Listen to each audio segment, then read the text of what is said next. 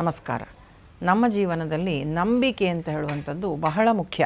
ನಾವು ನಮ್ಮ ಮೇಲೆ ನಂಬಿಕೆಯನ್ನಿಟ್ಟುಕೊಳ್ಬೇಕು, ಭಗವಂತನ ಮೇಲೆ ನಂಬಿಕೆಯನ್ನಿಟ್ಟುಕೊಳ್ಬೇಕು, ನಮ್ಮ ಆತ್ಮವಿಶ್ವಾಸದ ಮೇಲೆ ನಂಬಿಕೆಯನ್ನಿಟ್ಟುಕೊಳ್ಬೇಕು, ನಮ್ಮ ಕೆಲಸಗಳ ಮೇಲೆ ನಾವು ನಂಬಿಕೆಯನ್ನಿಟ್ಟುಕೊಳ್ಬೇಕು. ಹೀಗೆ ನಂಬಿಕೆ ಅಂತ ಹೇಳುವಂಥದ್ರ ಒಂದು ಭದ್ರ ಬುನಾದಿಯ ಮೇಲೆ ನಾವು ಎಲ್ಲ ನಮ್ಮ ಕೆಲಸಗಳನ್ನು ಕೂಡ ಮಾಡ್ತಾ ಬರಬೇಕು. ನಂಬಿಕೆ ಇಲ್ಲದಿದ್ದರೆ ಯಾವುದೂ ಕೂಡ ಪ್ರಪಂಚದಲ್ಲಿ ನಮ್ಮಿಂದ ಸಾಧ್ಯವೇ ಇಲ್ಲ. ಆ ನಂಬಿಕೆಯನ್ನು ಬಲವಾಗಿ ಹಿಡ್ಕೊಂಡು ನಮ್ಮ ಎಲ್ಲ ಕೆಲಸಗಳನ್ನು ಕೂಡ ನಾವು ಮಾಡ್ತಾ ಬರಬೇಕು. ಭಗವದ್ಗೀತೆಯಲ್ಲಿ ಕೂಡ ಭಗವಂತ ಈ ನಂಬಿಕೆಯ ಬಗ್ಗೆ ಒಂದು ಮಾತನ್ನು ಹೇಳ್ತಾನೆ.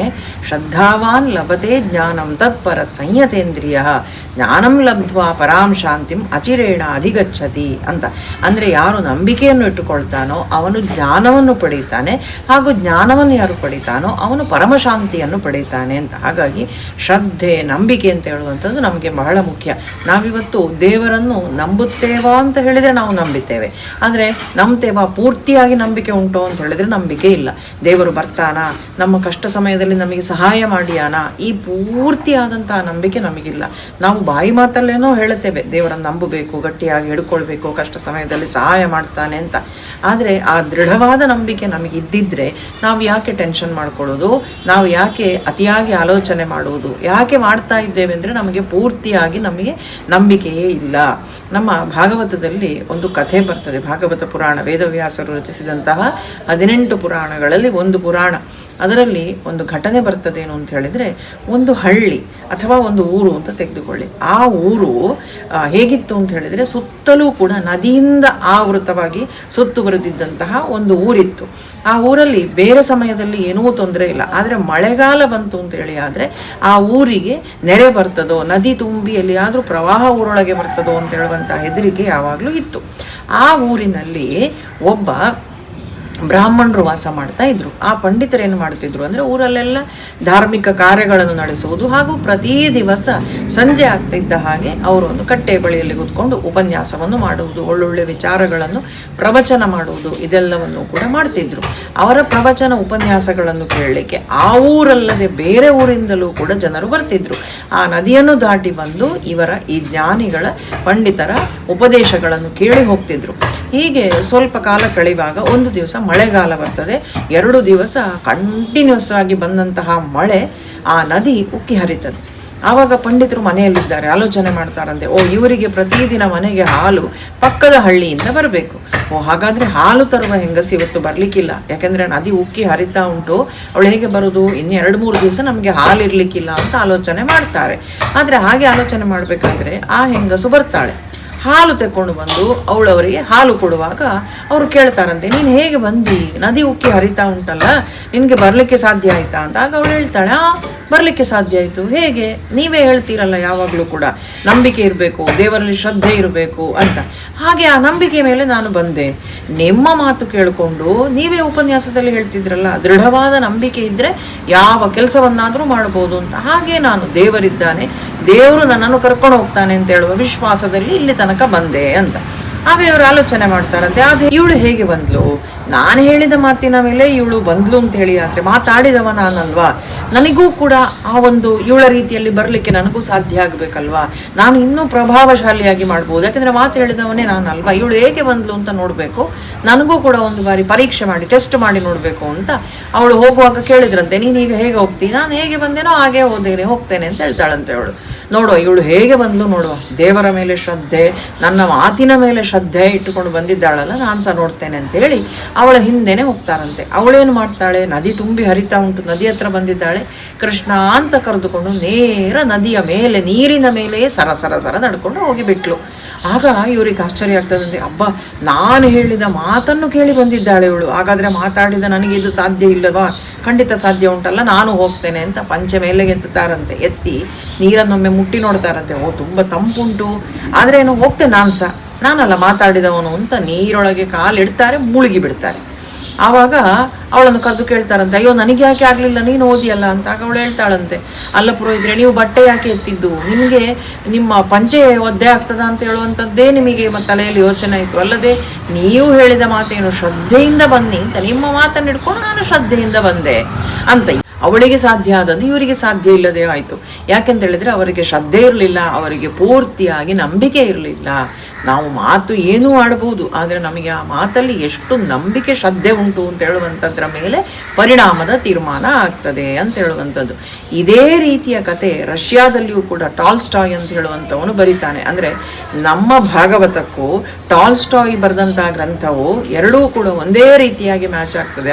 ಅಲ್ಲಿಯೂ ನಾವು ಗಮನಿಸ್ಬೋದು, ಒಬ್ಬ ಪಾದ್ರಿ ಕಾಡು ದಾರಿಯಲ್ಲಿ ನಡ್ಕೊಂಡು ಹೋಗ್ತಾ ಗಾಡಿಯಲ್ಲಿ ತಾನು ಹೋಗ್ತಾ ಇರ್ತಾನಂತೆ ಕಾರಲ್ಲಿ. ಹಾಗೆ ಹೋಗ್ಬೇಕಾದ್ರೆ ಅವನಿಗೆ 3 ಜನ ಪ್ರಾಯದವರು, ವಯಸ್ಸಾದವರು ಕೂತ್ಕೊಂಡು ಏನೋ ಮಂತ್ರ ಹೇಳ್ತಾ ಇದ್ದಾರೆ ಒಂದು ಮರದಡಿಯಲ್ಲಿ ಕೂತ್ಕೊಂಡು. ಇವರೇನಪ್ಪ ಅಲ್ಲಿ ಏನು ಯಾರೂ ಇಲ್ಲ, 3 ಜನ ವಯಸ್ಸಾದವರು ಮಾತ್ರ ಇದ್ದಾರೆ ಕಾಡು ದಾರಿಯಲ್ಲಿ ಪಾದ್ರಿ ಹೋಗುವಂಥದ್ದು. ಇದು ಯಾರು ಅಂತ ನೋಡಲಿಕ್ಕೆ ಅವ್ರು ಇಳ್ಕೊಂಡು ಬರ್ತಾರೆ. ಆಗ ಈ 3 ಜನ ಪ್ರಾರ್ಥನೆ ಮಾಡ್ತಾನಂತೆ, we are 3, you are 3, please save us ಹೇಳ್ತಾ ಇದ್ದಾರೆ. ನಾವು 3 ಜನ, ನೀವು 3 ಜನ, ನನ್ನನ್ನು ಕಾಪಾಡಿ ಅಂತ ಹೇಳಿಕೊಂಡು. ಆಗ ಅವನು ಕೇಳ್ತಾನಂತೆ, ಇದು ಎಂಥ ಪ್ರಾರ್ಥನೆ ನಿಮ್ಮದು ಅಂತ. ಅಲ್ಲ, ನಮಗೆ ಯಾರೋ ಹೇಳಿಕೊಟ್ರು, ನಾವಿದನ್ನೇ ಹೇಳ್ತಾ ಇದ್ದೇವೆ ಅಂತ ಹೇಳ್ಕೊಂಡು. ಆಗ ಅವನು ಹೇಳ್ತಾನಂತೆ, ನೀವು ಮಾಡುವ ಪ್ರಾರ್ಥನೆ ಸರಿ ಇಲ್ಲ, ನಾನು ನಿಮಗೆ ಸರಿಯಾದಂಥ 3 ಶ್ಲೋಕಗಳನ್ನು ಕಲಿಸ್ತೇನೆ ಅಂತ 3 ಶ್ಲೋಕಗಳನ್ನು ಆ ಪಾದ್ರಿ ಇವರಿಗೆ ಕಲಿಸಿಕೊಡ್ತಾನೆ. ಅವರು ವಯಸ್ಸಾದವರು, ಅವರಿಗೆ ಮರೆವು ಜಾಸ್ತಿ. 3 ಮಂತ್ರಗಳನ್ನು ಕಲಿಸಿದ್ದೇನೆ, ಈ ಪ್ರಾರ್ಥನೆ ಮಾಡ್ಕೊಳ್ಳಿ ಅಂತ ಸಮಾಧಾನದಲ್ಲಿ ಪಾದ್ರಿ ಹಿಂದೆ ತಿರುಗಿ ಹೋಗ್ತಾನೆ. ಏನೋ ಅವನ ರೀತಿಯಲ್ಲಿ ಅವನು ಹೇಳಬಹುದಾದಂಥ 3 ಶ್ಲೋಕಗಳು, ಮಂತ್ರಗಳು ಏನೋ ಅಂತೂ ದೇವರ ಧ್ಯಾನ ಅಂತ ಹೇಳಿಕೊಟ್ಟಿದ್ದಾನೆ. ಹೋಗಿದ್ದಾನೆ ಮರಳಿ. ಆದರೆ ಸ್ವಲ್ಪ ಮುಂದೆ ಹೋಗ್ಬೇಕಾದ್ರೆ ಒಂದು ಕೆರೆ ಕಾಣ್ತದೆ. ಆ ಕೆರೆಯಲ್ಲಿ ಇನ್ನೇನು ತುಂಬಿ ತುಳುಕಾಡುವಂತಹ ಕೆರೆ. ನೋಡ್ಬೇಕಾದ್ರೆ ಈ 3 ಜನ ವಯಸ್ಸಾದವರು ಆ ಕೆರೆಯ ಮೇಲೆ ಉಳ್ಕೊಂಡೇ ಬಂದಿದ್ದಾರಂತೆ.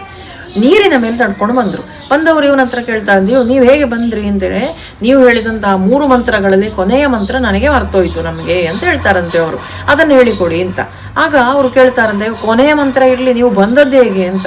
ಅಲ್ಲ, ನೀವು ಹೇಳಿದ್ರಲ್ಲ ಈ 3 ಮಂತ್ರಗಳನ್ನು ನಾವು ಶ್ರದ್ಧೆಯಿಂದ ನಂಬಿಕೆ ಇಟ್ಟು ದೇವರ ಮೇಲೆ ನಾವು ಪಠಿಸಿದರೆ ನಮಗೆಲ್ಲವೂ ಸಾಧ್ಯ ಆಗ್ತದೆ ಅಂತ, ಆ ಶ್ರದ್ಧೆಯಲ್ಲಿ ನಾವು ಬಂದೆವು ಅಂತ. ಆಗ ಆ ವ್ಯಕ್ತಿಗೆ ಗೊತ್ತಾಗ್ತದಂತೆ ಏನು ಅಂತ ಹೇಳಿದರೆ, ದೇವರಿಗೆ ಬೇಕಾದದ್ದು ನಂಬಿಕೆಯ ಭಾವವೇ ಹೊರತು ಮಂತ್ರ ಅಲ್ಲ ಅಂತ. ನೋಡಿ, ಟಾಲ್ಸ್ಟಾಯ್ ಏನು ಹೇಳ್ತಾನೋ ರಷ್ಯಾದ, ಅದನ್ನೇ ನಮ್ಮ ಭಾಗವತ ಪುರಾಣದಲ್ಲಿ ವೇದವ್ಯಾಸರು ಕೂಡ ಹೇಳಿದ್ದಾರೆ ಅಂತ ಹೇಳುವಂಥದ್ದನ್ನು ನಾವು ಗಮನಿಸಬೇಕು. ಎರಡೂ ಕಡೆಯಲ್ಲೂ ಒಂದೇ ಹೇಳಿದ್ದು ಏನು ಅಂತ ಹೇಳಿದರೆ, ನಾವು ಶ್ರದ್ಧೆ ನಂಬಿಕೆ ಇಡಬೇಕು. ಆಗ ಯಾವ ಕೆಲಸವೂ ಕೂಡ ನಮ್ಮಿಂದ ಅಸಾಧ್ಯ ಅಂತ ಇಲ್ಲ, ಎಲ್ಲವೂ ಕೂಡ ಸಾಧ್ಯ ಅಂತ ಹೇಳುವಂಥದ್ದು. ಇದನ್ನು ಇನ್ನೊಂದು ಉದಾಹರಣೆ ಮುಖಾಂತರ ವಿವರಿಸುವುದು ಅಂತ ಹೇಳಿ ಆದರೆ, ಒಂದು ರಸ್ತೆ ಬದಿಯಲ್ಲಿ ಒಂದು ಮರ ಉಂಟು, ಇನ್ನೊಂದು ಲೈಟ್ ಕಂಬ ಉಂಟು. ಎರಡೂ ಕೂಡ ಪಕ್ಕದಲ್ಲಿಯೇ ಉಂಟು. ಆದರೆ 100 ವರ್ಷವೇ ಆದರೂ ಕೂಡ ಆ ಲೈಟ್ ಕಂಬದಲ್ಲಿ ಯಾವುದೇ ಬೆಳವಣಿಗೆ ಇಲ್ಲ.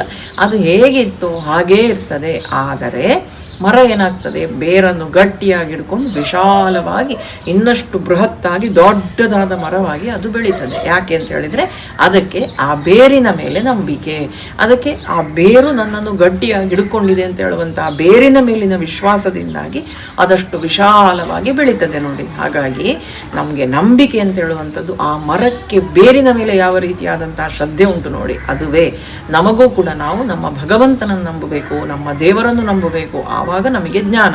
ನಂಬಿಯೋ ನಂಬಲಿಲ್ವೋ ಈ ರೀತಿಯ ಪರಿಸ್ಥಿತಿಯಲ್ಲಿ ನಾವಿರಬಾರ್ದು. ಗಟ್ಟಿಯಾಗಿ ದ್ರೌಪದಿ ಏನು ಮಾಡಿದ್ಲು ನೋಡಿ, ಯಾರೂ ಅವಳ ಸಹಾಯಕ್ಕೆ ಬರಲಿಲ್ಲ ಅಂತ ಆಗುವಾಗ, ಹಾ ಕೃಷ್ಣ ದ್ವಾರಕಾವಾಸಿನ್ ಅಂತ ಅವನನ್ನೇ ಕರೆದ್ಲು.